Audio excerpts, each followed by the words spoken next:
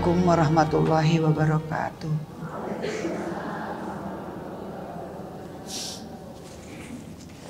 Innal hamdalillah nahmaduhu wa nasta'inuhu wa nastaghfiruh wa na'udzubillahi min syururi anfusina wa min sayyiati a'malina. May yahdihillahu fala mudhillalah wa may yudhlil fala hadiyalah. Asyhadu an la ilaha illallah wahdahu la syarikalah wa asyhadu anna Muhammadan abduhu wa rasuluh allazi la nabiyya ba'da. Qala Allah ta'ala fil kitabil karim, a'udzu billahi minasy syaithanir rajim. Bismillahirrahmanirrahim.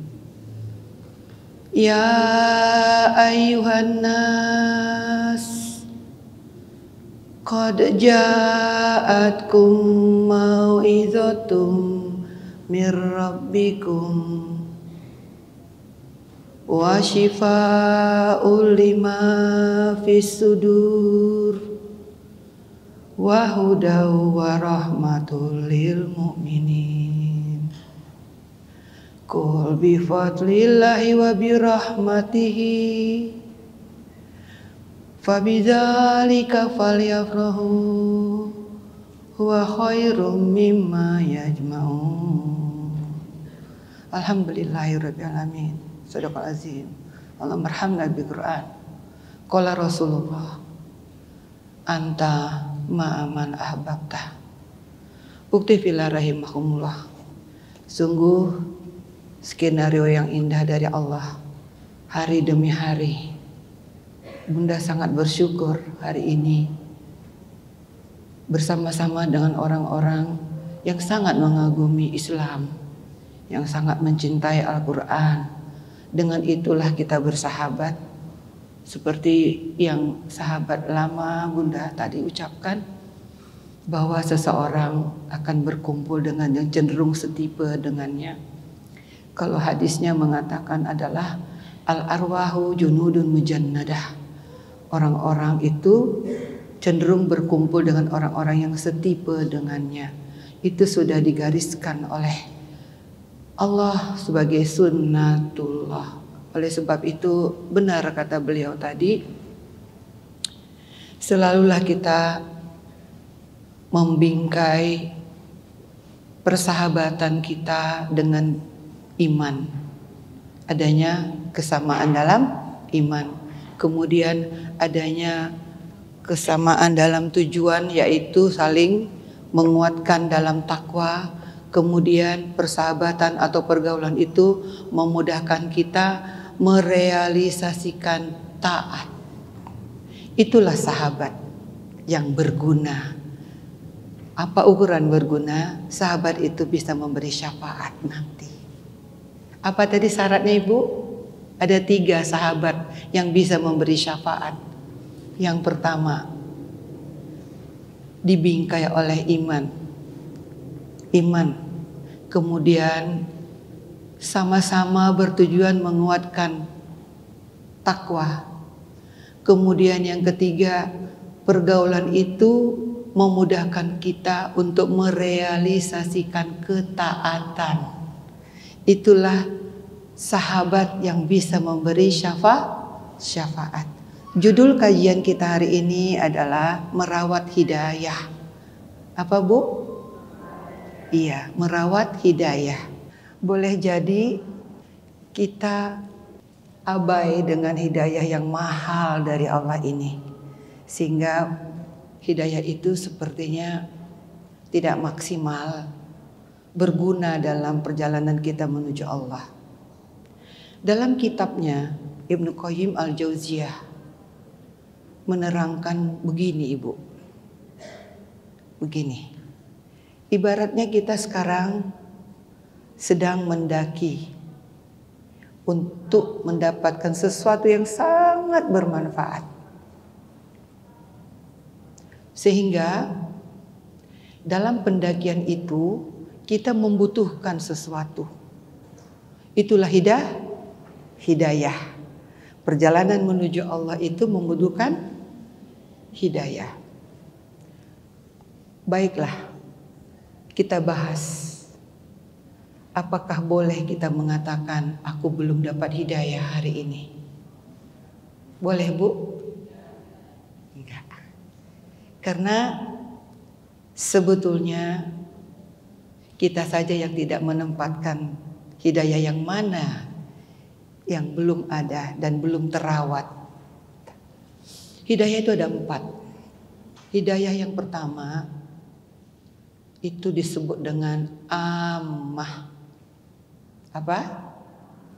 Iya, bersifat umum. Hidayah atau petunjuk yang pertama ini Allah berikan kepada makhluknya yang berfikir maupun yang tidak berfikir.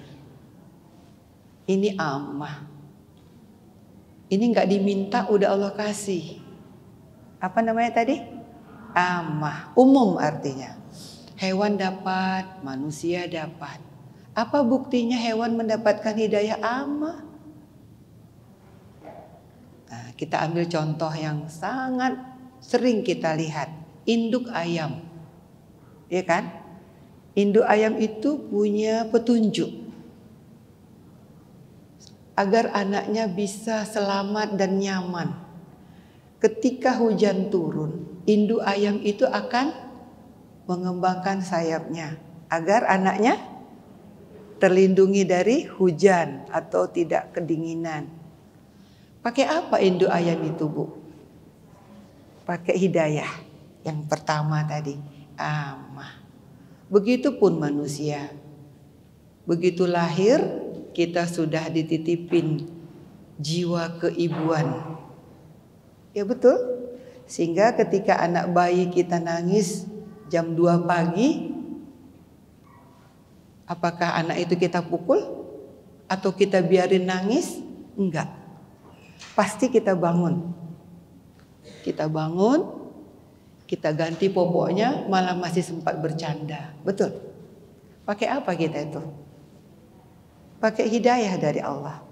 Hidayah ini namanya kalau dalam bahasa sehari-hari fitrah.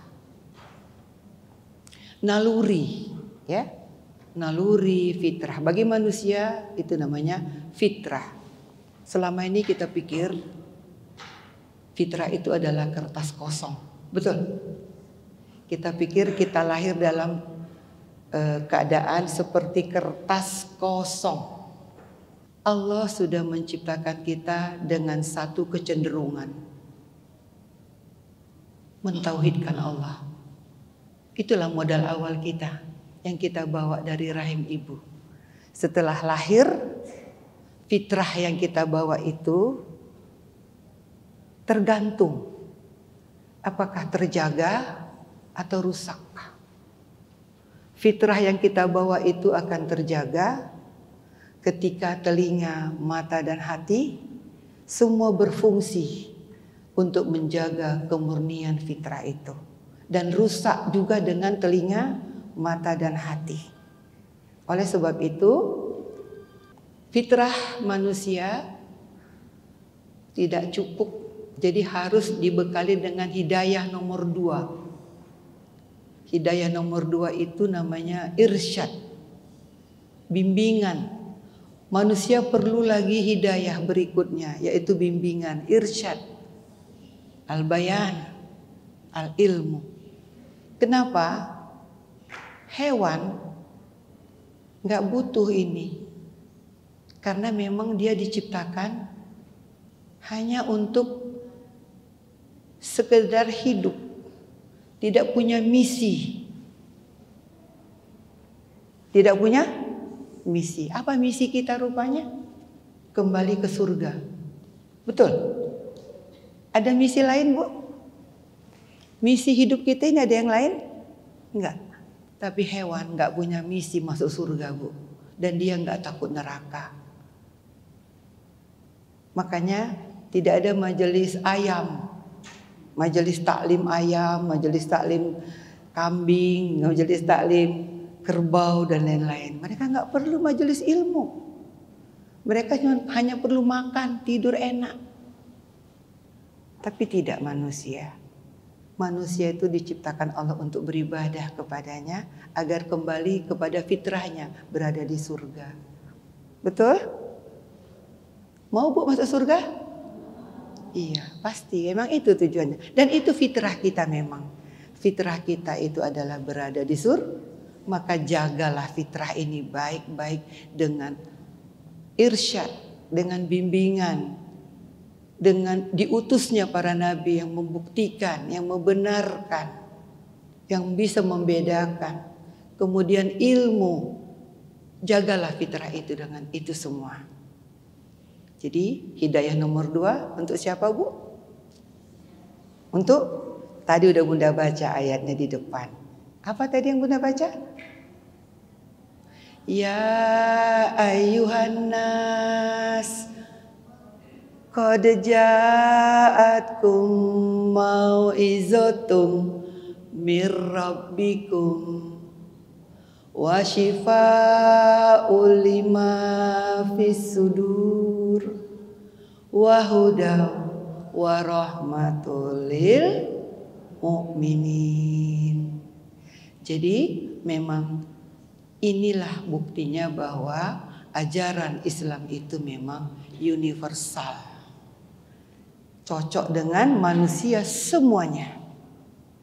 Karena manusia itu memang sudah disetting oleh Allah untuk takwa. Itu settingan awal dari Allah. Dan itu akan rusak dengan input yang masuk, dengan kelakuan yang gak sesuai. Oleh sebab itu, hidayah nomor 2 ini tidak boleh kita katakan, aku belum dapat hidayah, irsyad. Belum jelas bagiku. Gak bisa Bu, kita gak bisa mengelak. Kita sudah dapat bimbingan dan Rasul sudah diutus untuk menerangkannya. Bayan, tanpa kita minta, sudah turun Al-Quran. Ayat yang Bunda baca tadi sekaligus sebagai ayat yang mengatakan bahwa inilah mukjizat Nabi Muhammad SAW. Apa mukjizatnya Bu? Al-Quran. Itu ayatnya yang Bunda baca tadi. Jadi kalau hari ini kita mengenang kelahiran Nabi Muhammad SAW, mestinya kita berbahagia. Karena mukjizat untuk beliau sampai hari ini masih bisa kita nikmati. Tidak sama dengan mukjizat kepada Nabi Musa misalnya. Nabi Musa itu mukjizatnya tongkat. Apa bisa Ibu pakai tongkatnya hari ini? Bisa Ibu pakai untuk membelah laut? Enggak. Itu hanya untuk beliau, Nabi Musa. Setelah beliau wafat, mukjizatnya tidak berlaku lagi. Tidak dengan Nabi Muhammad, Nabi kita. Mukjizatnya hari ini sampai kapanpun bisa berguna dengan satu syarat, beriman, mengimani Al-Quran. Itulah tandanya kita umat Nabi Muhammad. Kita mengimani Al-Quran. Apa yang kita imani Bu dalam Al-Quran? Janji dan ancaman. Berimanlah dengan janji dan ancaman yang ada di dalam Al-Quran. Sehingga ketika kita yakin dengan janji Allah, pastilah kita kejar. Kalau kita takut dengan ancaman Allah, pastilah kita jaga diri kita dari ancaman. Ini hidayah nomor berapa Bu? Apa ada syaratnya Bu? Enggak ada syarat. Udah turun. Allah udah turunkan Al-Quran. Begitu kita lahir, hidayah nomor 1 dikasih, hidayah nomor 2 dapat. Ibu nggak boleh ngeles. Aku nggak tahu. Nggak boleh ngeles Ibu, karena udah turun. Janji, ancaman, iktibar, semua lengkap. Boleh jadi yang nomor 3 mungkin bermasalah. Hidayah nomor 3 namanya taufik. Apa Bu? Taufik. Kita masing-masing berbeda di sini dan Allah pandai membacanya. Allah Maha Kuasa dalam hal ini. Kalau ibu bilang gak usah 5 kali, Allah akan batasi ilmu. Iya, kami dulu sama Mbak Ida dan beberapa teman. Bunda paling takut mengatakan yang satu ini. Takut kali Bunda. Kalau melihat orang berhijab dulu, Bunda merasa ya Allah, sanggup dia menutup auratnya seperti itu ya Allah. Berikan aku kenikmatan itu ya Allah. Bunda gak mau menghina orang dari dulu untuk itu. Dalam ketaatan Bunda selalu iri sama Mbak Ida, iri sekali Bunda. Diam-diam dia gak tahu Bunda iri sama dia. Bunda iri loh sama Mbak Ida. Waktu kita ke Brastagi, Mbak Ida nangis di situ karena berzikir dan istighfar kita nginap di Brastagi. Di situ Bunda melihat, ya Allah, segitunya Mbak Ida dekat sama Allah. Riri Bunda. Bunda cari tahu kenapa sampai begitu Mbak Ida dekat sama Allah. Rupanya ada input dari telinga yang beliau dengarkan dari kajian waktu itu ESQ. Ya kan? Waktu itu baru muncul ESQ. Bunda belum ikut ESQ, tapi Mbak Ida sudah ikut. Dan itu teraplikasi sehingga Bunda kagum sekali waktu itu Mbak Ida. Cuman Bunda gak bilang, cuman bilang sama Allah, kasih aku kekaguman ini ya Allah. Karena inilah modal kita rupanya mendekati Allah. Kagum sama Allah. Kagum sama Al-Quran ini. Gak ada yang lain. Modal Bunda cuman itu aja satu Mbak Ida. Sangat kagum sama Al-Quran. Yang jelas hidayah nomor 3 ini kita berbeda satu sama lain. Dan Allah yang paling tahu sebesar apa hidayah itu pantas kita dapatkan. Hanya Allah yang tahu Mbak Ida. Dan itu rahasia dia. Karena hidayah ini sangat mahal. Betapapun sayangnya Abi Thalib sama Nabi Muhammad, atau Nabi Muhammad sayang sama pamannya, gak berhasil loh. Gak berhasil memberi petunjuk atau hidayah kepada pakciknya. Coba buka surat Qasas. Al-Qasas surat 28 ayat 56. Bunda juga membuka Quran biar sama-sama, biar terbukti bahwa memang kita mentadaburi Al-Quran begini caranya. Surah 28 ayatnya 56. Bismillahirrahmanirrahim. Innaka la tahdi man ahbabta walakinna Allah yahdi man yasha wa huwa a'lamu bil muhtadin. Sungguh engkau Muhammad tidak dapat memberi petunjuk kepada orang yang engkau kasihi, tetapi Allah memberi petunjuk kepada orang yang Dia kehendaki, dan Dia telah mengetahui orang-orang yang mau menerima petunjuk. Jadi jelas ya Bu, asbabun nuzul ayatnya ini ketika Rasulullah ingin sekali pakciknya mengucapkan 2 kalimat syahadat, tapi nggak berhasil. Rasul nggak berhasil. Dan Allah turunkan ayat ini agar Rasul terhibur. Kalimatnya juga sangat sedih ya. Sungguh engkau Muhammad tidak dapat memberi petunjuk kepada orang yang engkau kasihi. Itulah pamannya. Tetapi Allah memberi petunjuk kepada orang yang Dia kehendaki, dan Dia, ada sambungannya Bu ya, ada sambungannya, nggak berhenti di situ, ada sambungannya. Dan Dia lebih mengetahui orang-orang yang, orang yang apa Bu? Orang yang mau menerima petunjuk. Kemauan itulah yang dilihat oleh Allah. Kemauan itu yang mendatangkan hidayah yang namanya taufik. Hari ini kita sudah mau menghadiri majelis ini. Allah sehatkan. Allah lapangkan waktu. Allah mudahkan kita menerima ilmu. Itu adalah taufik dari Allah. Karena syaratnya apa? Mau. Masing-masing kita ini dilihat oleh Allah kemauannya. Hidayah nomor 3 punya syarat. Mau. Hidayah nomor 1 nggak ada syarat, Bu. Gratis dikasih Allah. Ayam pun dapat, kuda dapat, ikan, burung, dapat semua. Hidayah nomor 2, manusia dapat semuanya. Ya ayuhan nas, udah dapat semua.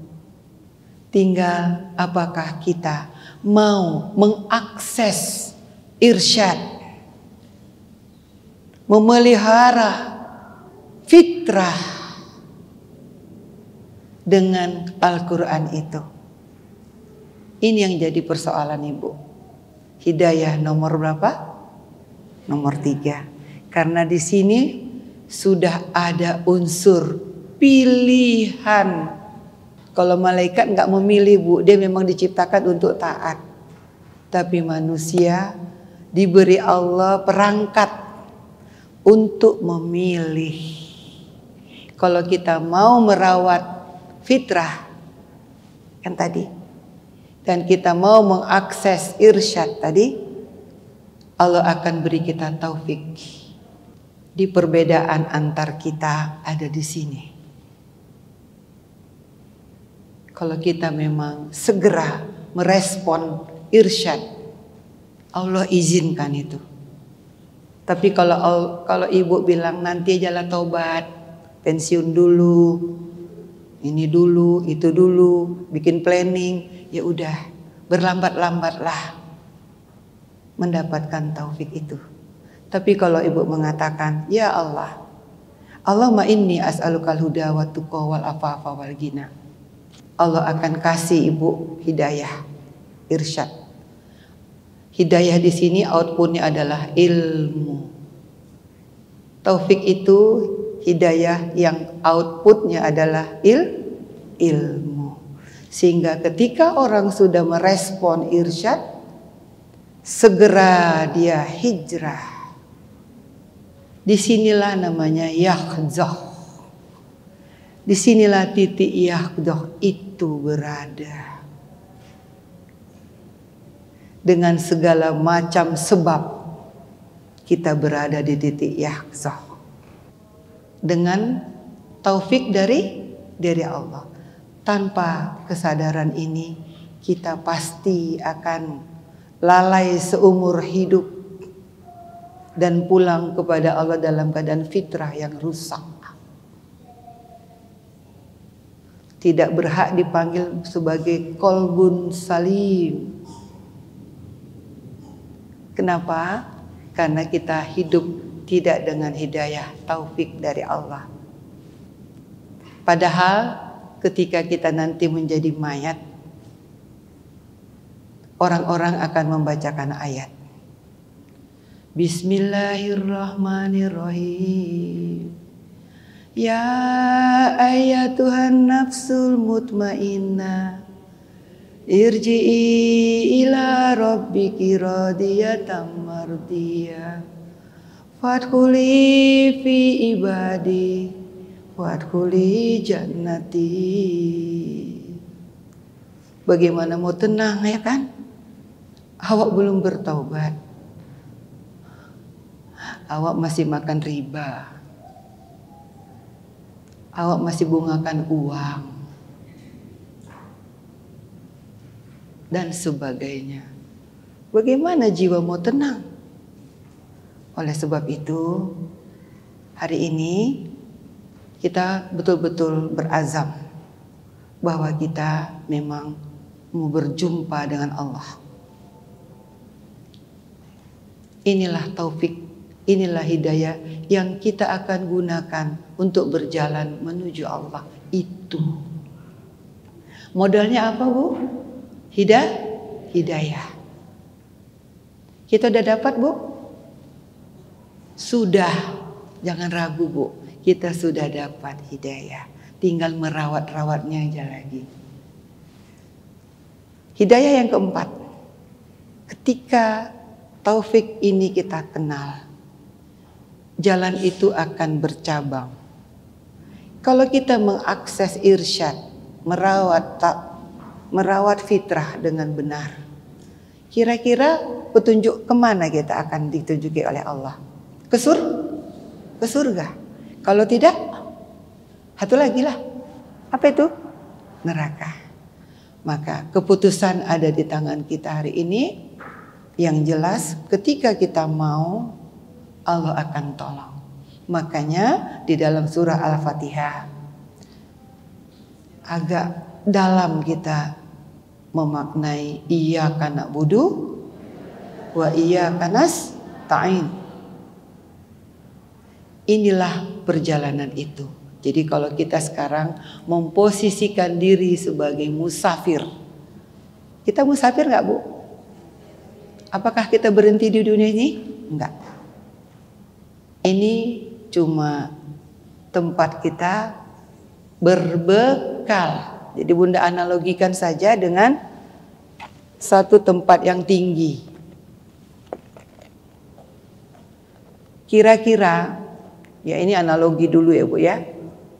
Ada satu hadiah. Gak usah jauh-jauh lah, Panjat Pinang aja lah Bu ya. Panjat Pinang, tahu Bu kan, 17 Agustus. Ada hadiah nggak di atas Bu? Ada hadiah nggak di atas? Ada. Macam mana orang manjat Pinang ini supaya bisa dapat sepeda atau apa-apa di situ? Macam mana? Apakah dia bawa beban? Enggak, pakai selop pun enggak itu. Iya kan?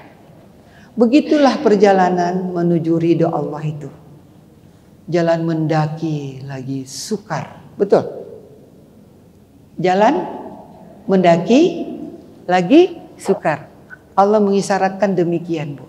Jalan menuju ridho Allah itu seperti jalan mendaki lagi sukar. Tapi kenapa disuruh Allah tempuh? Kenapa? Karena ada caranya dari Allah supaya jalan itu nikmat. Siratal ladzina an'amta alaihim. Kan gitu. Tapi sebelumnya sudah ada kita katakan iyyaka na'budu wa iyyaka nasta'in. Ada persoalan Bu di sini. Kadang-kadang kita lupa satu hal, kita udah jalan. Nggak tahu mau kemana. Nggak boleh lagi ya Bu. Kita harus tahu dulu mau kemana, baru berjalan. Supaya nggak salah dalam perbekalan. Selama ini kita udah berbekal tapi nggak tahu mau kemana. Makanya bekalnya suka salah-salah. Betul? Kalau kita mau menuju ridha Allah, bekalnya apa? Ya ayyuhalladzina amanu taqullaha wal tanzur nafsum ma qaddamat lighad wattaqullah. Itu kan?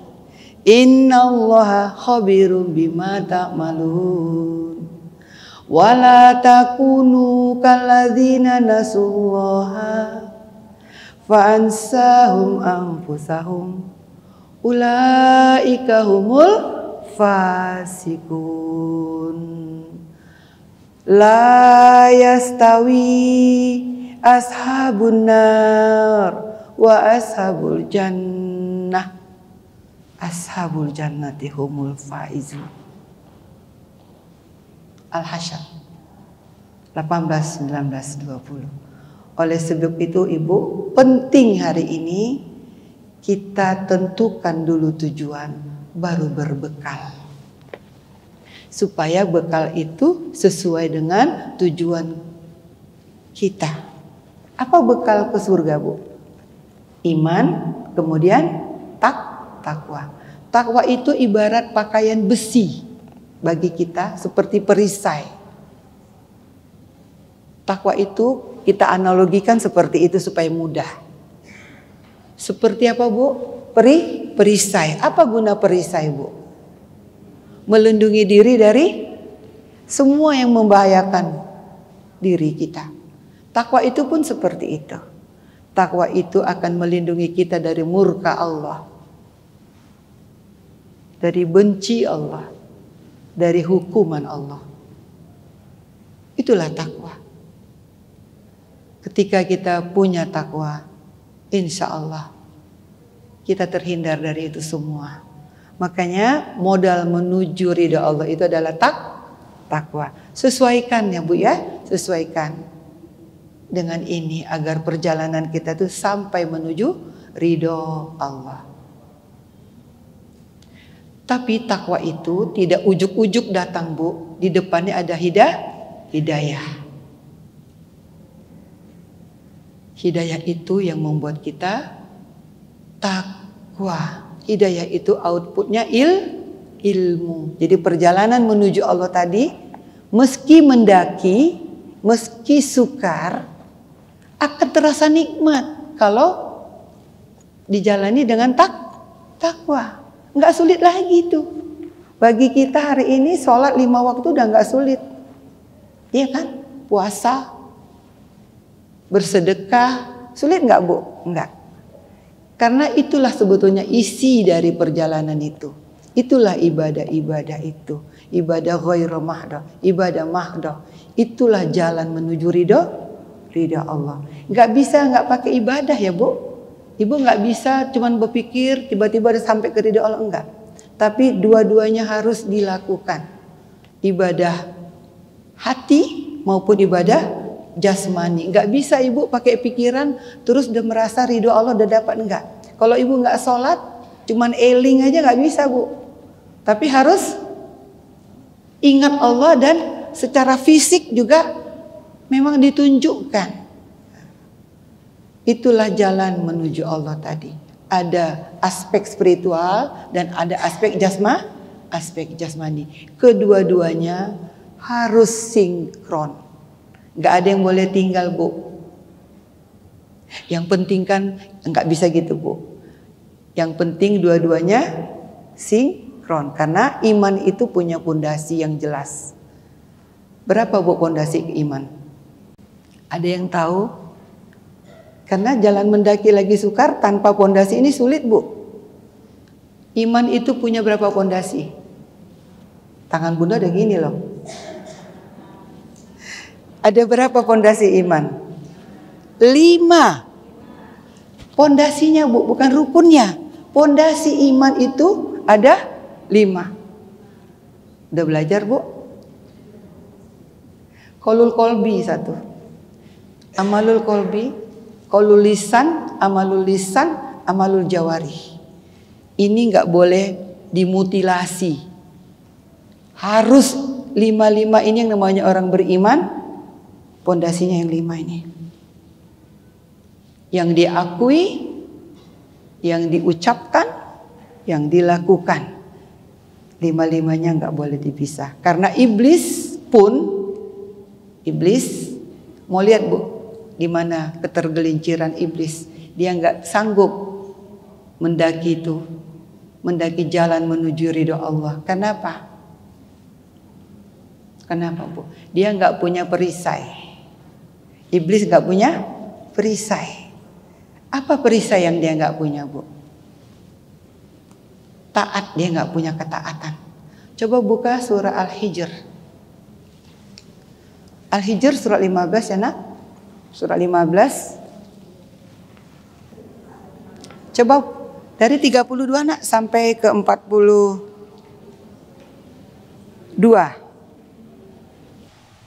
A'udzu billahi minasy syaithanir rajim. Bismillahirrahmanirrahim. Qala ya iblisu ma laka an la takuna ma'as sajidin. Qala lam akul li asjuda li basharin khalaqtahu min salsalin min hama'in masnun. Qala fakhruj minha fa innaka rajim. وإن عليك اللعنة إلى يوم الدين قال رب فأنظرني إلى يوم يبعثون قال فإنك من المنظرين إلى يوم الوقت المعلوم قال رب بما أغويتني لأزينن لهم في الأرض ولأغوينهم أجمعين إلا عبادك منهم المخلصين قال هذا صراط علي مستقيم إن عبادي ليس لك عليهم سلطان إلا من اتبعك من الغاوين. Dia Allah berfirman, "Wahai iblis, apa sebabnya kamu tidak ikut sujud bersama mereka?"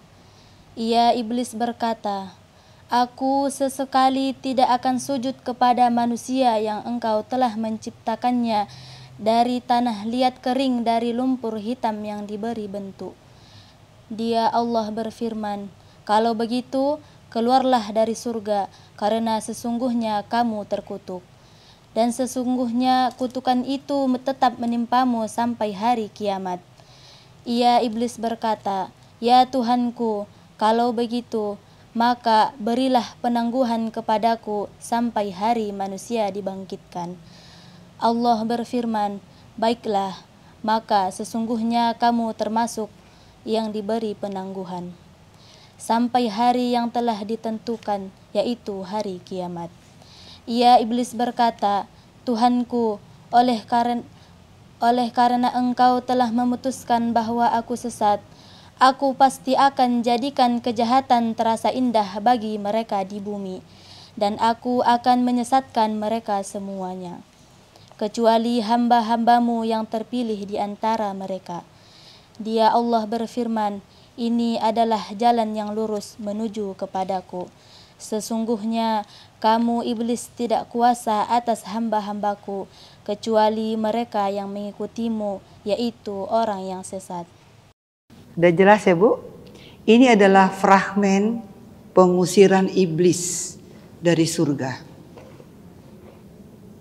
Kita lihat sama-sama ya. Apakah iblis mengakui Allah Tuhannya? Mengakui Bu. Dia mengakui Allah Tuhannya, dia sebut dia Rabb. Kenapa dia terusir dari surga? Karena tidak taat sama Allah. Dia menggunakan logikanya. Apa dia bilang ketika disuruh tunduk kepada Adam? Aku tidak akan tunduk kepada makhluk yang kau ciptakan dari tanah liat kering yang kau beri bentuk. Terusir Bu dari surga. Karena yang minta sujud itu bukan Adam, tapi Allah. Kecuali kalau Adam yang bilang tunduk kau sama aku, nggak bisa. Sama-sama yang ciptakan Allah. Tapi yang nurus tunduk siapa Bu? Allah. Jadi bukan soal pintar dan tidak pintar Bu menuju ridha Allah. Bicara taat. Bicara apa Bu? Taat. Logika iblis nggak laku. Walaupun isinya benar, dia diciptakan dari api.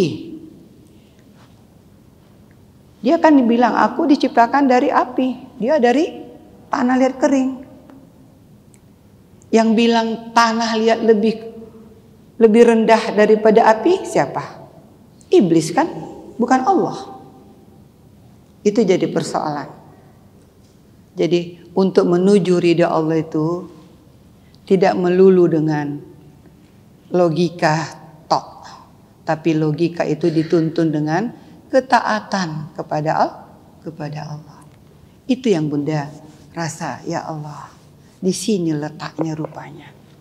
Bukan soal pintar dan tidak pintar.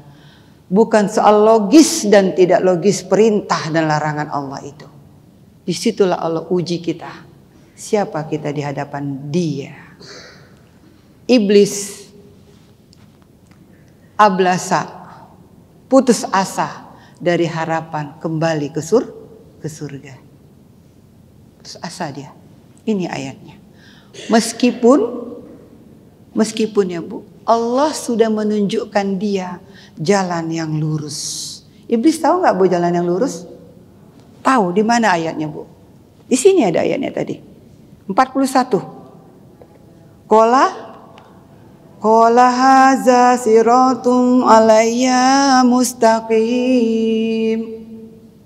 Allah bagi hidayah, petunjuk itu kepada iblis sekalipun, tapi iblis tidak mau. Tidak mau.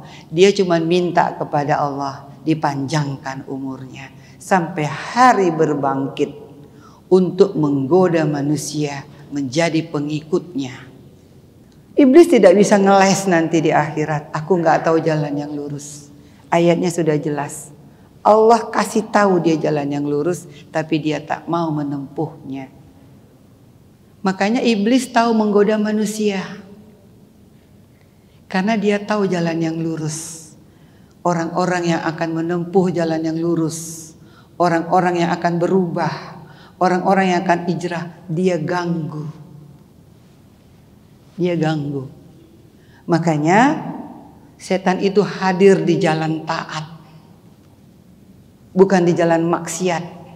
Kalau orang yang sudah memilih maksiat, untuk apa lagi dia goda? Betul? Dia datang di jalan orang-orang yang akan berniat beramal soleh. Dia akan datang dengan bisikannya. Jangan kau berubah. Tua kali kau nanti. Kalau kau pakai hijab macam-macam, ngeri kali kau nanti. Kayak mana kau nanti? Kau usah kau bersedekah dulu. Ini kan masih banyak keperluanmu. Nah, kalau kita mau bersedekah, datang nggak dia Bu? Datang. Kalau mau ngaji Bu, datang nggak setan? Datang. Apa kata setan nama Ibu tadi? Ngaji-ngaji aja Bun. Ngaji-ngaji aja. Sekali-sekali kan nggak apa-apa. Ini yang perlu kita antisipasi. Ayat ini sudah jelas. Ternyata memang iblis dan bara tentaranya itu ngetemnya di jalan taat. Dia akan berusaha dengan bujuk rayunya agar orang-orang tidak memasuki jalan taat itu. Dan dia akan merubah semua judul menjadi indah. Tadi kan ada di sini disebut, apa katanya tadi sini Bu? Kata Allah. Ia iblis berkata, 39 ya Bu. Tuhanku, oleh karena engkau telah memutuskan bahwa aku sesat, aku pasti akan jadikan kejahatan terasa indah. Terasa apa terlihat Bu? Terasa. Terasa, bukan terlihat. Terasa. Terasa indah. Aku pasti akan jadikan kejahatan terasa indah bagi mereka di bumi. Dan aku akan menyesatkan mereka semuanya. Mungkin karena kita belum tahu kejahatan itu apa sih sebetulnya. Kejahatan adalah segala sesuatu yang membuat Allah gak suka. Gak ridho. Nanti kita akan berpikir sendiri, oh ini kan bukan kejahatan, ini bukan ini. Padahal sebetulnya itulah prinsipnya. Mungkin ilmu ini belum kita dapatkan dulu-dulu. Gak apa-apa, itu berproses. Tapi ternyata memang cara bermain setan itu di perasaan. Dia masuk ke dalam hati. Ini yang duluan dia rusak. Kalau ada perasaan dia bisa masuki, maka perintah hati ini akan merusak semuanya. Karena komandonya ada di dalam hati. Siapa yang nggak bisa diganggu oleh iblis ini? Ada nggak di sini, Bu? Ada? Siapa? Hamba yang terpilih. Hamba-hamba yang sudah lulus ujian. Ibu tahu, ketaatan itu pun ujian, Bu. Bukan hanya pelanggaran itu ujian. Ketaatan pun masih ujian loh Mbak Ida. Masya Allah. Bunda baca di Madarajus Salikin. Ya Allah, betapa banyaknya orang gak tahu ini. Dia pikir ketaatan itu adalah hasil, output. Belum. Sesungguhnya Allah lah yang menilai. Itu bekal atau beban. Ketika ibu mengatakan dalam hati, aku bisa sholat malam, dia gak bisa. Itu ujian taat. Aku bisa bersedekah, dia nggak mau bersedekah. Itu ujian kesombongan. Sombong dalam amal. Ujub namanya. Itu masih ujian ya sayang. Dan itu bisa gugur di perjalanan menuju ridha Allah. Masya Allah. Ya Allah ya Rabb. Iyyaka na'budu wa iyyaka nasta'in. Kami hanya mau beribadah ya Allah. Dan tolong kami. Karena tanpa pertolongan Allah gugur lagi. Karena ada terus setan yang menggoda. Dia nggak ridho. Kalau kita hari demi hari semakin dekat sama Allah. Dia profesional. Profesional sekali. Makanya jalan mendaki lagi sukar itu bisa kita hadapi. Dengan apa? Nanti Bunda kasih tahu ya. Sabar. Ini Bunda mau nerangkan dulu jalan mendakinya apa. Kita kenali dulu ujiannya. Semua yang menggagalkan perjalanan itu statusnya adalah setan. Apakah dia jin atau manusia? Makanya tadi Mbak Ida benar di awal tadi mengatakan kita perlu teman satu frekuensi. Agar perjalanan yang didaki itu nanti saling menguatkan. Saling menguatkan. Kita perlu. Lihat kiri kanan Ibu. Apakah dia bisa memberi syafaat untukku ya Allah? Apakah orang di sebelahku ini, orang di depanku ini, di belakangku ini, bisa memberikan syafaat kepadaku? Kita disuruh oleh Allah memang untuk pilih-pilih kawan. Jadi tidak ada prinsip kayak dulu kita dengar, jangan pilih-pilih kawan. Itu adalah kesalahan yang fatal. Mau lihat ayatnya Bu? At-Taubah 119. Bismillahirrahmanirrahim. Ya ayyuhalladzina amanu ittaqullaha wa kunu ma'as shadiqin. Wahai orang-orang yang beriman, bertakwalah kepada Allah dan bersamalah kamu dengan orang-orang yang benar. Bukan orang yang lembut ya Bu. Bukan orang yang gimana-gimana. Orang yang apa Bu? Orang yang benar. Apanya yang benar Bu? Benar cita-citanya. Benar tujuannya. Mencari ridho? Iya. Jadi orang beriman punya prinsip dalam memilih teman. Dulu kita nggak punya prinsip ini. Dulu bagi kita seorang sahabat itu adalah orang yang membersamai kita dalam suka dan duka. Nggak cukup Bu. Nggak cukup itu aja. Tadi udah Bunda sampaikan. Orang beriman sudah punya kriteria yang dia jadikan seseorang itu sahabatnya. Yang pertama apa tadi Bu? Persahabatan yang dibingkai oleh iman. Ya ayyuhallazina amanu. Ini kan ayatnya. Orang beriman itu sangat efektif Bu hidupnya. Dia hanya membuat sesuatu yang bermanfaat. Itu orang beriman Bu. Karena dia tahu waktu itu terbatas. Orang beriman itu hidupnya efektif. Wahai orang-orang yang beriman, ini hanya ditujukan kepada siapa, Bu? Khusus untuk orang beriman. Jadi perbaiki definisi sahabat dalam hidup kita sejak hari ini. Wahai orang-orang yang beriman, bertakwalah kepada Allah dan bersamalah kamu dengan orang-orang yang benar. Inilah teman seperjalanan itu yang insya Allah di dunia pun dia sudah menolong kita menuju ridho Allah. Hari ini kita saling tolong menolong mencari ridho. Ya, ada yang jadi pembina, ada yang jadi panitia, ada yang jadi pendengar. Masya Allah. Hari ini kita saling bersahabat karena iman. Karena ingin menambah, menguatkan takwa.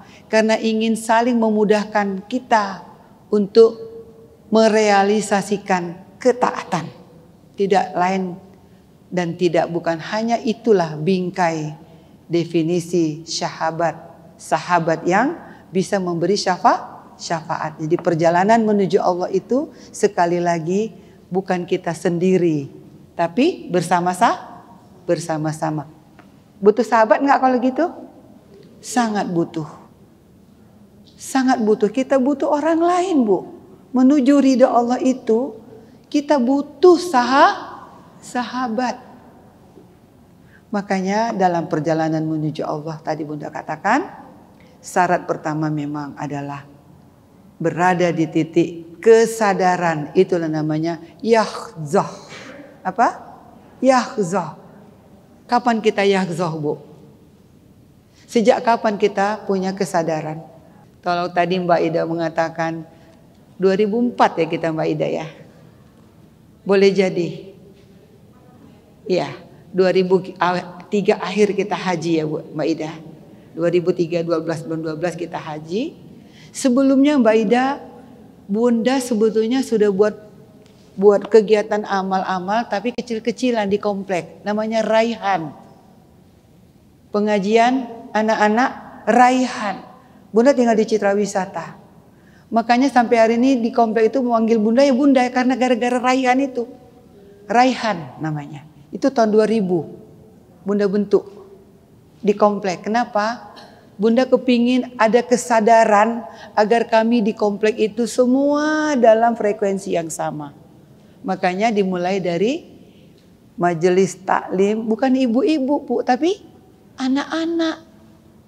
Makanya ketika anak-anak itu berkumpul, orang tuanya otomatis ngajar mengantarkan anaknya dari komplek, dari blok ke blok. Akhirnya ibu-ibunya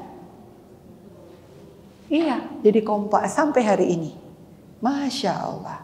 Kemudian baru mulai kiprah. Keluar itu 2004. Karena kita sama Mbak Ida dititipin amanah sama seorang sahabat. 2 amanah itu. 1 sekolah, 1 musola. Musola itu yang desain ini, Mutia. Musola itu didesain oleh arsitek kita namanya Mutia Aranda. Dianggarkan berapa Mut? Dia 80 juta Bunda. Apa bisa nih Bunda?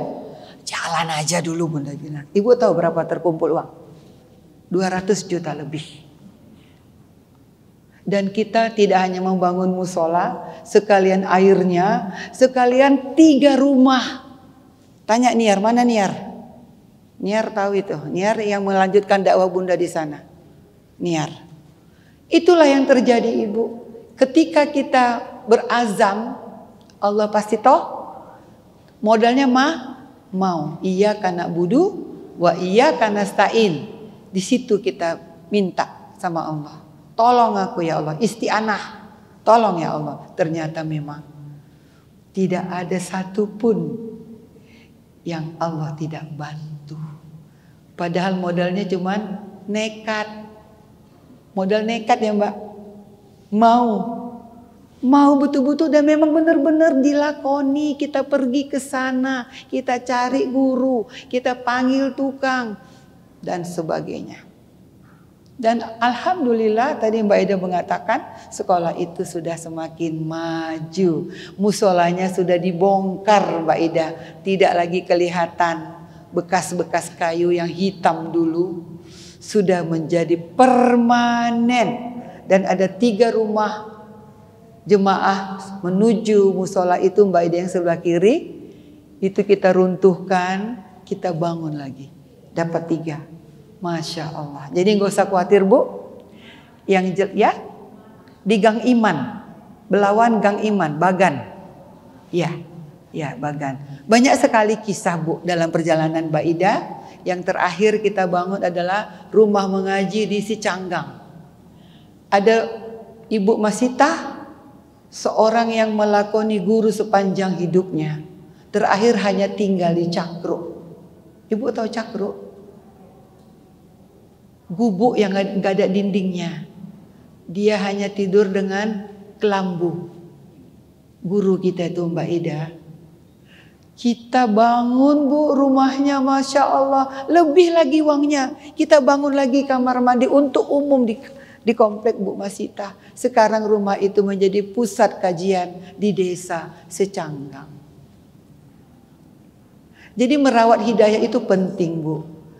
Yang paling efektif adalah kita punya lingkungan yang menunjang semua itu bisa terwujud. Yaqzoh, kesadaran. Iya ya. Aku sadar gak ada yang bisa kubawa pulang nanti ya Allah. Kecuali dengan bekal, tidak membawa beban. Apa Bu beban kita hari ini? Sehingga sulit kita merawat hidayah. Kita masuk ke kajian yang kedua. Bagaimana setan merusak fitrah? Itu yang kita harus tahu. Setan merusak fitrah atau iblis itu merusak fitrah kita lewat 2 fitnah. Yang pertama, fitnah syubhat. Apa? Fitnah syubhat. Fitnah syubhat ini artinya keraguan, kerancuan berpikir dalam memahami kebenaran. Dan ini akan menimpa akidah, agama. Fitnah yang pertama ini namanya fitnah syubhat. Apa obatnya Bu kalau fitnah syubhat ini? Belajar ilmu. Dengan ilmu kita tahu mana amal yang utama, mana amal yang akan menjerumuskan kita kepada kesyirikan. Itu semua kita belajar. Makanya yang akan datang kajian kita nanti sudah dimulai dengan Mizanul Muslim. Ini kan pembukaan Mbak Ida. Nanti kita akan mulai masuki pelajaran kita dengan 1 prinsip. Untuk menghilangkan keraguan-raguan ini, kita punya mizan, timbangan. Mizanul Muslim. Yang akan datang, Bunda akan memberi kajian dari kajian Mizanul Muslim. Karena selama ini kita membawa atau menenteng timbangan pribadi. Nggak boleh Bu. Dalam masalah akidah terutama ya. Tidak boleh lagi pakai timbangan pribadi. Tapi timbangan dari salamatun masdar. Al-Quran dan Sunnah. Itu timbangannya Bu. Timbanglah dengan itu semua. Sehingga apa yang kita kerjakan nanti cocok nanti dengan tujuan kita. Ke surga itu. Analoginya seperti ini ya Bu. Andai kata Ibu mau masak rendang. Ada nggak resepnya? Ada kan? Kalau cabenya 5, nggak jadi rendang Bu. Jadi apa? Sayur asam kali ya? Sayur asam daging mungkin ya? Tapi tidak begitu kalau kita mau berendang yang enak, apalagi rendang Padang, cabenya 1/4 kalau sekilo daging ya. Biar pedes ya Bu ya. Rendang aja punya resep loh Bu. Apalagi menuju surga. Pasti ada SNK-nya. Standar dan ketentuan syarat dan ketentuan berlaku. Makanya fitnah atau ujian syubhat ini obatnya adalah ilmu. Orang kafir itu menolak ilmu, tapi tidak kita. Maka orang kafir itu habitat a'maluhum, kata Allah, sia-sia amalmu. Tapi tidak dengan kita, Bu. Kita nggak ada yang sia-sia. Semua dihitung sama Allah. Sampai membuang duri di jalan itu jadi pahala nggak, Bu? Iya, karena kita beriman. Membukakan pintu untuk orang tua, mengangkatkan tas, menyeberangkan dia di jalan. Itu jadi ibadah nggak, Bu, bagi orang beriman? Iya. Iman itulah yang mengikat perbuatan menjadi ibadah. Tanpa iman lepas, gak ada yang ngikat, Bu. Jadi kuatkan iman. Itu yang pertama. Fitnah atau jurus syaitan merusak fitrah itu, yang pertama namanya fitnah syubhat. Syubhat itu adalah kerancuan, keraguan-raguan kita, ketidakjelasan dalam memahami kebenaran. Kebenaran itu adalah Al-Quran. Yang kedua, jurus setan yang kedua adalah melalui fitnah syahwat. Apa, Bu? Fitnah syahwat. Coba buka Ali Imran 14, Nak. Di sana ada beberapa macam syahwat. Dari sana dia masuk setannya, iblis. Ali Imran 14. Bismillahirrahmanirrahim. Zuyyina linnasi hubbus syahawati minan nisa'i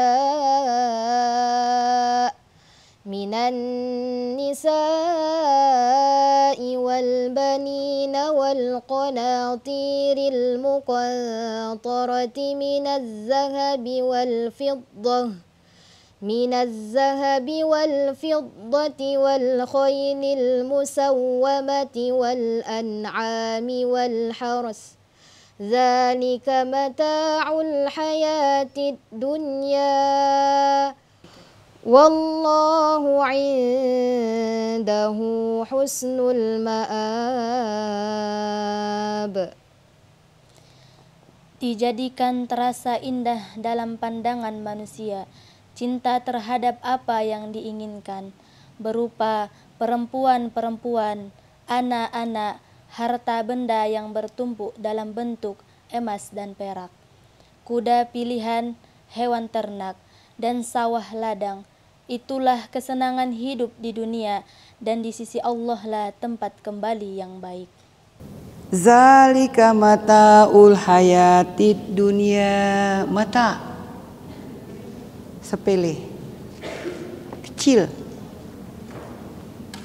Mata'un qalil, sesuatu yang pasti berakhir. Secara sunnatullah pasti berakhir semuanya. Tapi banyak kita digoda oleh setan atau iblis dari pintu-pintu ini. Apa yang pertama, Bu, pintu setan menggoda manusia? Coba baca dulu, Bu. Berupa apa, Bu? Yang pertama, berupa perempuan kita. Kita, Bu. Setan itu masuk melalui perempuan. Perempuan ini kita ujian bagi mereka. Makanya banyak peraturan untuk perempuan. Jangan tabaruj, jangan joget-joget, jangan ini dan itu. Karena apa? Ujian bagi mereka kita ini. Perempuan dulu, Bu, disebut di sini. Setan itu menggoda manusia, dalam hal ini terutama laki-laki. Laki-laki itu pemimpin. Dia digoda yang pertama kali oleh perempuan. Iya. Oleh sebab itu perempuan harus menjaga fitrahnya. Menjaga apa, Bu? Fitrah. Ibu pernah nggak lihat perempuan di TV wawancara seseorang pakai rok mini tapi ditutupnya pakai bantal kursi? Pernah lihat? Bunda lihat, itulah orang yang merusak fitrah. Nggak pede kok dia, Bu, dengan rok mininya. Dicarinya juga kain apa? Bantal kursi lah, digini-ginikan ya. Karena memang fitrah perempuan itu nggak seperti itu. Perempuan itu fitrahnya dimuliakan. Makanya diatur. Masya Allah. Jadi orang yang merusak fitrah itu repot nggak? Repot nggak, Bu, kalau kita merusak fitrah? Repot sendiri. Repot. Allah tidak menciptakan kita untuk repot. Allah menciptakan kita untuk bahagia. Tenang jiwanya. Dekat-dekat sama dia tenang. Coba ibu rusak fitrah ibu. Nggak baca Quran. Nggak sholat. Nggak sedekah. Resah atau tenang, Bu? Resah luar biasa. Tapi Bunda lihat wajah-wajah yang tenang hari ini. Karena semuanya merawat fitrahnya, merawat hidayahnya dengan majelis ilmu. Jadi subhat kita udah tahu obatnya ilmu, syahwat obatnya apa? Sabar. Sabar dan yakin ancaman dan janji Allah. Itulah obat ujian syahwat. Sabar, Bu. Sabar itu banyak tempatnya, Bu. Sabar dalam harta. Sabar dalam ibadah.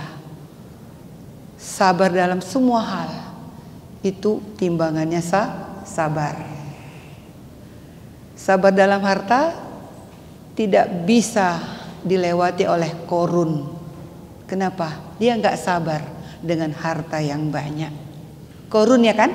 Dalam Al-Quran dia nggak sabar dengan hartanya.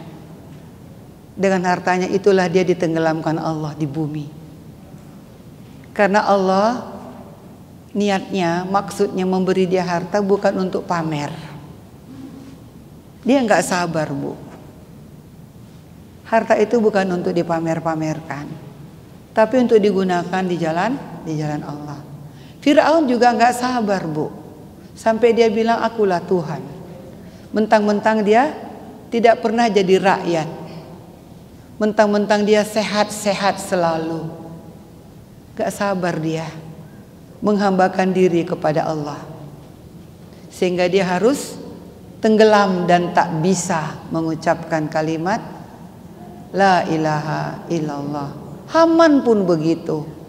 Dia gak sabar dengan ilmunya. Ilmunya dia gunakan untuk menguatkan kemungkaran. Jadi ibu perlu sabar ya, Bu. Sabar dalam harta, ibadah, ilmu, dan apa saja. Sabar. Ditambah sabar, tambahan dari sabar adalah yakin. Apa yang kita yakini? Ancaman dan janji Allah. Itulah yakin. Kalau kita yakin dari dulu ancaman Allah, dari dulu kita udah seperti ini. Betul?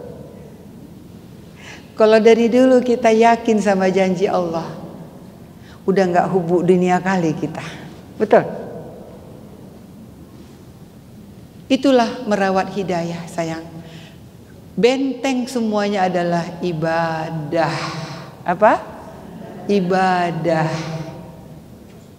Fitnahnya kita sudah tahu cara mengatasinya dan merawatnya, yaitu dengan ilmu, dengan sabar dan yakin. Bentengnya adalah ibadah. Lakukan ibadah. Kuatkan syiar-syiar Islam agar mudah kita berada di titik yaqzah. Di titik yaqzah artinya di titik insaf, menyadari. Setelah kita sadar bahwa ini adalah beban, bukan bekal, kita berjalan menuju ridha Allah. Udah ada yaqzah belum kita hari ini? Apakah sudah ada yaqzah? Sudah ada kesadaran? Inilah jalan menuju ridho Allah. Kita berada di titik insaf. Kalau ini belum ada, kemungkinan besar bekal kita tak sesuai dengan maunya Allah. Kenali maunya Allah lewat ilmu dan latih dalam sabar dan yakin. Itu semua bisa dirawat dengan ibadah-ibadah yang kita lakukan, ibadah mahdoh maupun ghairah mahdoh. Ada doanya, Bu? Rabbana la tuzigh qulubana ba'da idh. Iya. Itu adalah doa untuk menguatkan iman atau hidayah itu jangan sampai menipis, pelan-pelan hilang.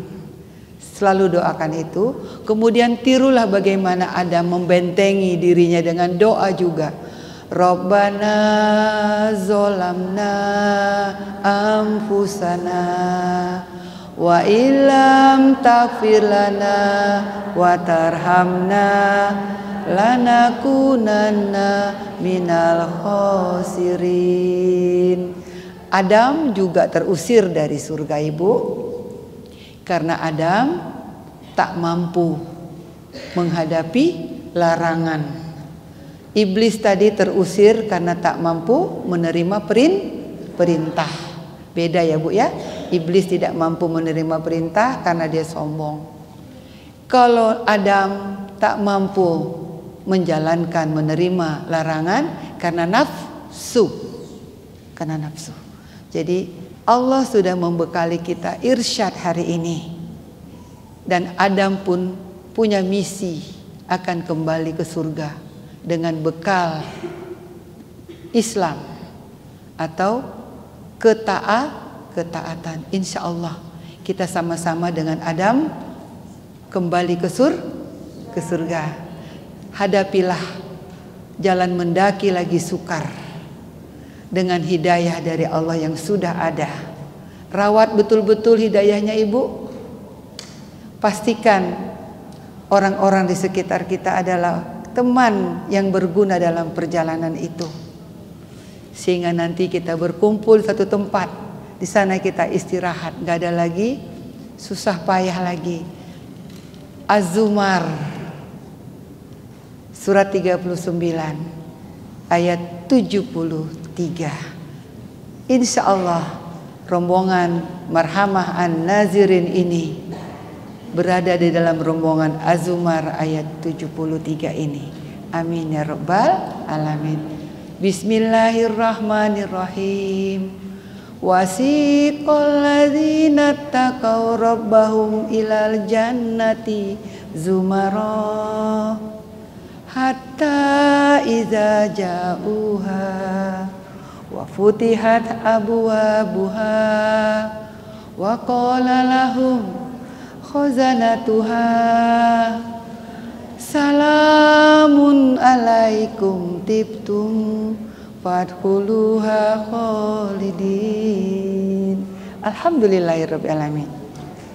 Nanti akan diseru, mana rombongan Marhamah An-Nazirin? Ayo masuklah ke surga, kalian kekal di dalamnya. Amin ya rabbal alamin. Maha benar Allah dengan janjinya ya, Bu. Allah tidak pernah menukar, menunda, memindahkan janjinya. Kejar janji Allah. Insya Allah kita nanti bertemu di satu tempat yang di sana tidak ada sedih, duka cita dan lelah lagi. Tinggal menikmati apa yang kita kerjakan sekarang. Ambil bekal itu sebanyak-banyaknya hari ini. Lakukan amal-amal yang di dalamnya ada janji royalti dari Allah. Dakwahlah, sampaikanlah Islam ini dengan apapun yang kita mampu.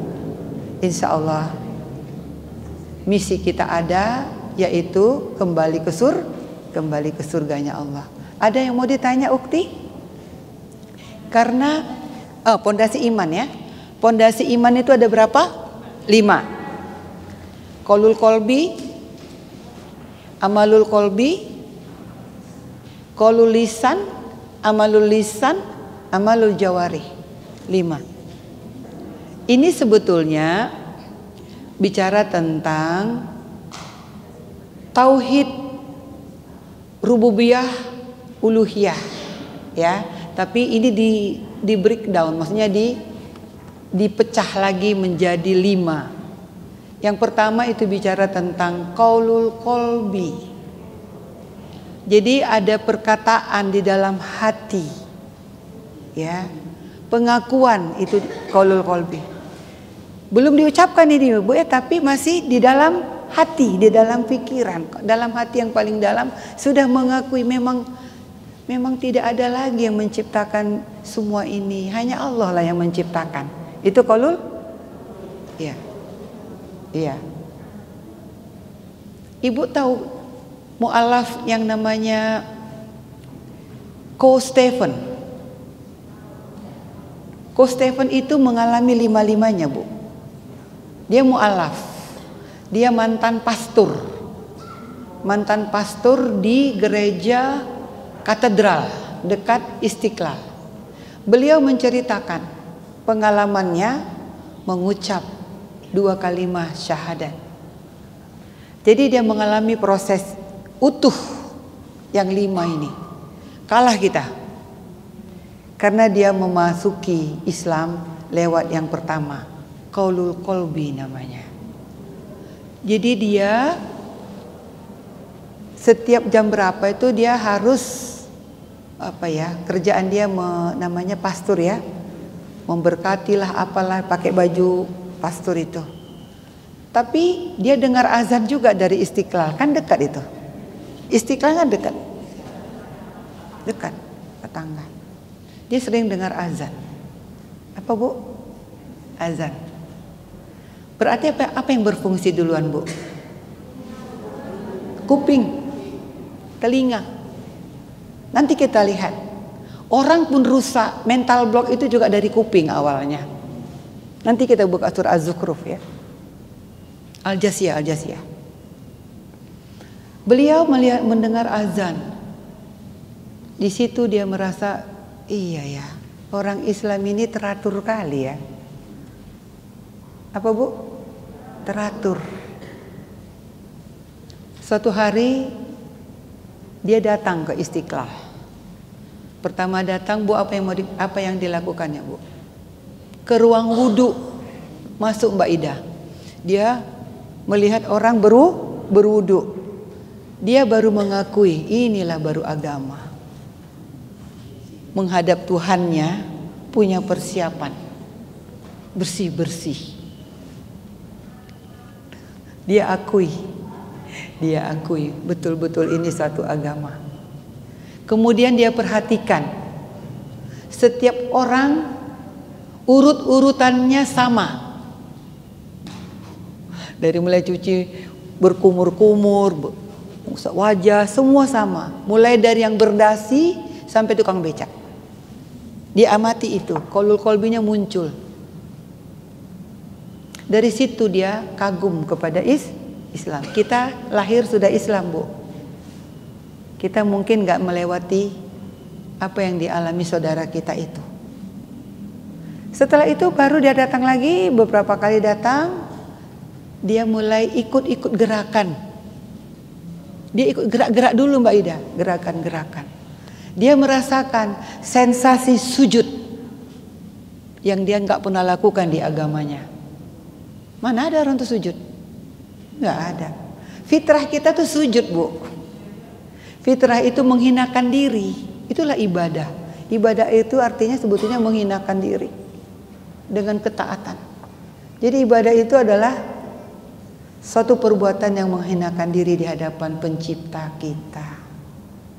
Makanya kalau kita tahu prinsip ibadah, gak ada yang kita lagakkan dari ibadah. Orang kita menghinakan diri kok. Karena selama ini kita gak tahu ibadah itu apa. Ibadah itu kehinaan yang hanya ditujukan untuk Allah. Begitupun saudara kita ini langsung dia dari pengakuan qalbunya kemudian dia lakonkan dalam sikap, itulah amalul qalbu. Apa itu amal qalbu itu? Itulah takwa tadi, qanaah dan lain-lain, sabar dan lain-lain, itu semua adalah amalul qalbu. Pengakuan itu sudah diamalkan. Kemudian yang dua-dua ini tidak cukup, harus declare. Gak cukup cuman ngaku-ngaku, tapi harus declare. Bersahadat. Amalul lisan, sudah dilisankan semua yang dua-dua tadi, sudah diucapkan. Itulah syahadat. Kita sudah bersyahadat. Mungkin progres yang di atas belum, tapi sudah dalam kondisi bersahadat. Mungkin dengan fitrah kita ya, kita dilahirkan dari ibu yang Islam. Kita ada di sini tiba-tiba di progres yang ketiga kita sudah bersahadat. Yang keempat tadi qaulul lisan kan? Kemudian yang keempat amalul lisan. Lisan itu sudah dibuktikan dengan zikirnya, baca Qur'annya, istighfarnya, dakwahnya dan lain-lain. Sudah diamalkan dalam bentuk lisan. Jadi nggak cukup cuman bilang-bilang dalam hati, tapi sudah dilisankan. Dan lisan itu yang terakhir diamalkan. Itulah amalul jawari, Bu. Yang kelima, pondasi yang kelima tadi amalul jawarih, artinya sudah dikerjakan oleh anggota badan. Itulah iman, itulah pondasi iman. Pondasi iman itu bagi kita hari ini harus betul-betul ada lima-limanya.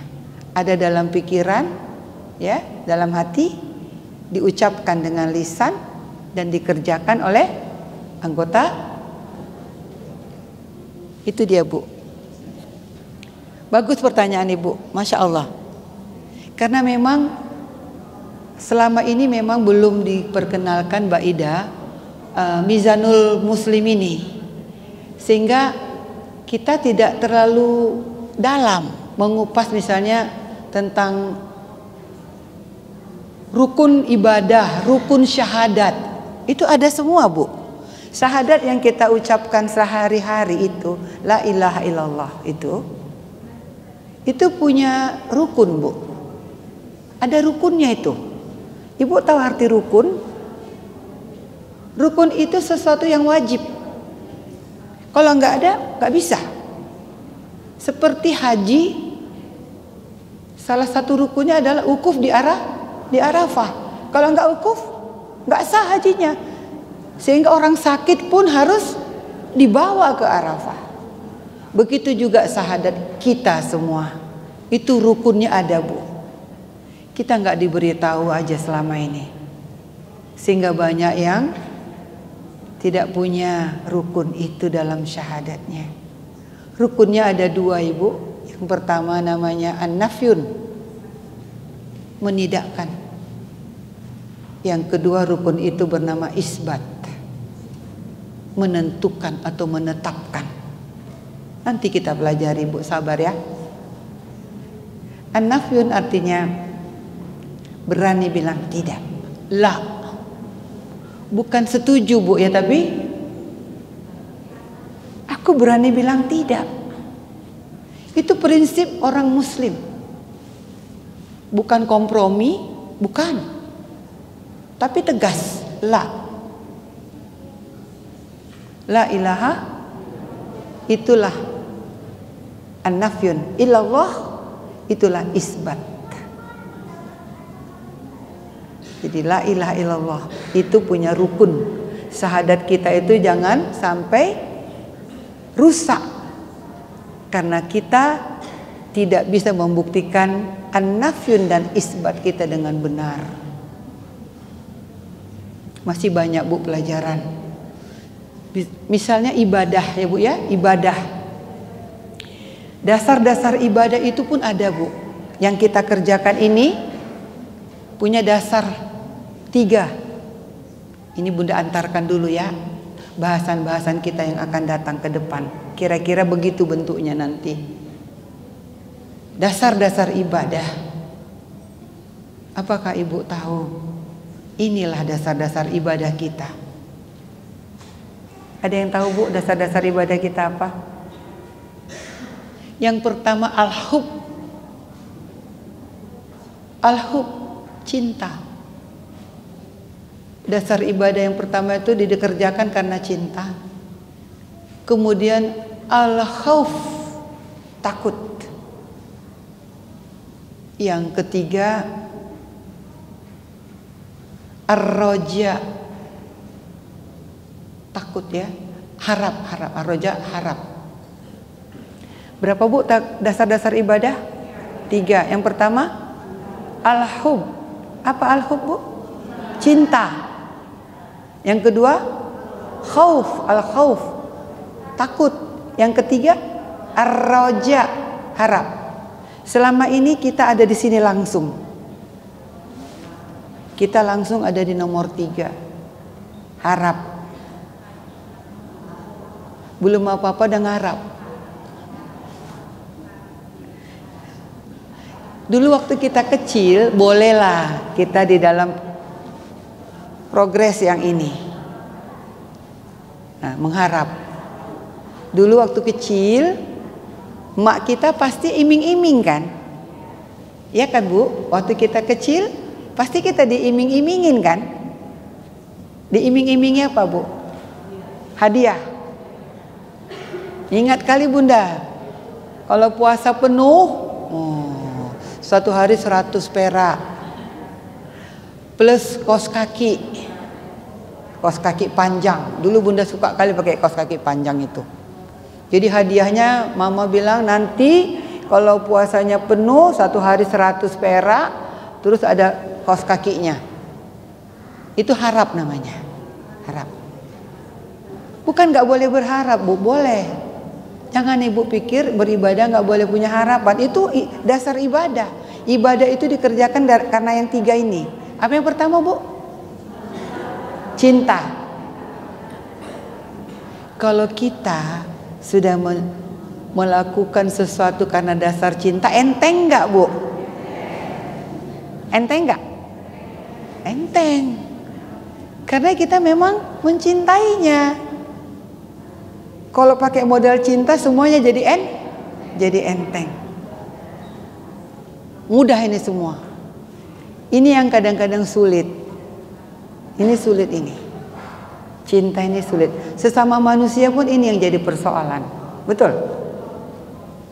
Kalau kita sayang sama dia, salah-salah sedikit beres, nggak masalah ya kan? Tapi kalau udah nggak suka, cinta. Ibadah itu kalau dimulai dari cinta, enteng ibadah itu. Ketagih kita ngerjakannya, betul? Ketagih. Suka kita. Kalau inilah dasar ibadah, ya, pastilah ibadah itu langgeng. Yang kedua, apa dasar ibadah Bu? Takut. Apa yang ditakutkan Bu? Ibadah itu tertolak. Ibadah itu tertolak. Takut nggak Bu? Habitat a'maluhum, tertolak. Kalau kita takut tertolak, kita akan belajar tentang ibadah yang diterima Allah. Apa syaratnya? Karena kita takut ibadah ini tidak masuk hitungan. Dasar ibadah yang kedua apa Bu? Takut. Takut ibadah tidak diterima. Yang ketiga, harap, ar-roja. Dasar ibadah kita karena ada harapan. Kita beribadah karena memang berharap. Apa yang kita harapkan Bu? kita diampuni Allah.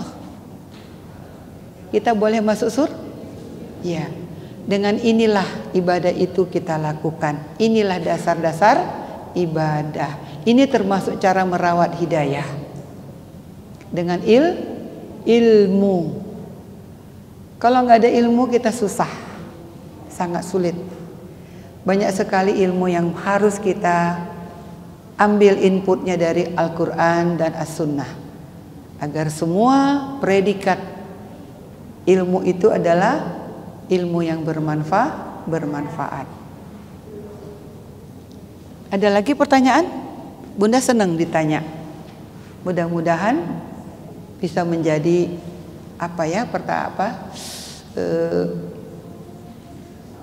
menambah luas dari pertanyaan itu muncul, bisa menambah ilmu untuk yang lain-lain.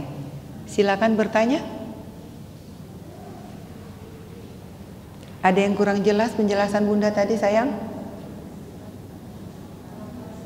Kalau begitu kita bisa simpulkan ya, cara merawat hidayah yang pertama apa, Bu? Berilmu. Ya, berilmu. Kemudian ya, kuatkan kesabaran dan keyakinan, ya. Kemudian bentengi dengan amal ibadah. Kemudian dengan menciptakan lingkungan yang mendukung kita untuk bisa mengatasi ujian ini semua. Lingkungan perlu nggak, Bu? Perlu. Kita perlu banyak sahabat yang saling menguatkan dalam takwa dan ketaatan. Ya. Waalaikumsalam.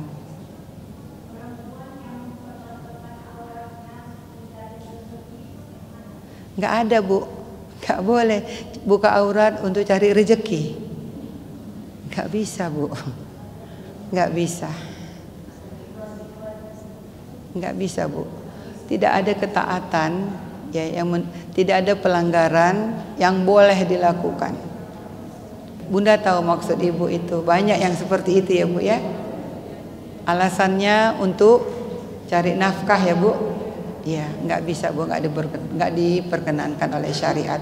Jadi memang syariat itu, Bu, syariat yang diturunkan oleh Allah itu tujuannya adalah untuk memelihara fitrah manusia.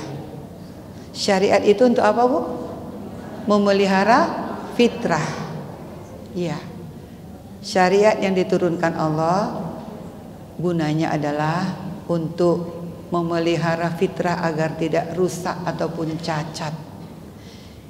Fitrah dan syariat itu, Bu, compatible, artinya cocok. Tidak ada aturan Allah yang tidak cocok dengan fitrah manusia. Ketika peraturan Allah itu kita rasa berat, artinya fitrah kita yang rusak, bukan peraturannya yang enggak tepat. Syariat dibuat Allah untuk apa, Bu? Untuk apa? Untuk memelihara fitrah.